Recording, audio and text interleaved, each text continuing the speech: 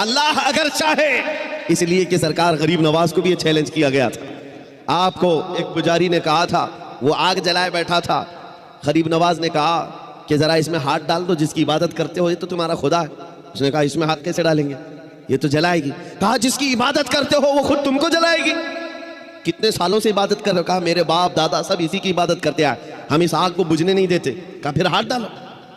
उस पुजारी ने कहा कैसी बेवकूफ़ी की बातें हैं, आग का काम है जलाना, ये मंतिक के साथ हमारे साथ खेल ना करो, हमें गुमराह ना करो, क्या तुम डाल सकते हो?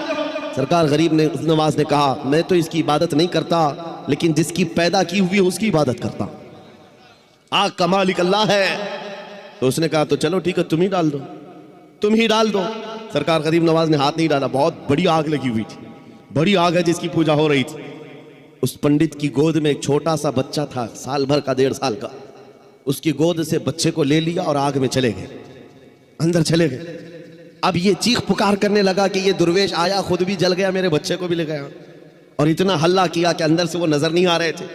लोग जमा होने लगे, आसपास के सब जमा हो गए, और सबको ये हैरत थी कि ये जलकर राख हो जाए, आग को बुझाएंगे तब ये मिलेंगे। काफी देर हो गई, मजमा जब इकट्ठा हुआ, कई पुजारी आए, तो सरकार गरीब नवाज अपना दामन झाड़ते हुए आग से बाहर तशरीफ ला रहे हैं। बच्चा भी गोद में मौजूद है, सही सलामत है। उसने छीन करके अपने बच्चे को लिया, जगह जगह पकड़ कर देखा, पेशानी भी ठंडी है, कपड़े भी ठंडे हैं, कोई गर्मी का असर नहीं है। मेरे अजीजों गरीब नवाज तो अल्लाह के वली हैं, उन्हें आग नहीं जलाई। बात तो समझ में आती, बच्चा पुजारी का था, ये क्यों नहीं जला?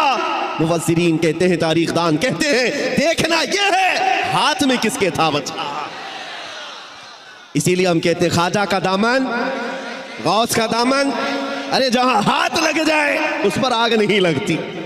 मैं आपसे ये बात कर रहा हूं, हमसे भी कहा गया था ये कैसी बातें हैं, बड़े बड़े दावे हैं। हमने यही कहा हमारा दावा नहीं है, ये रसूलुल्लाह की इज्जत की बात है, ये नबी पाक की हुर्मत की बात है।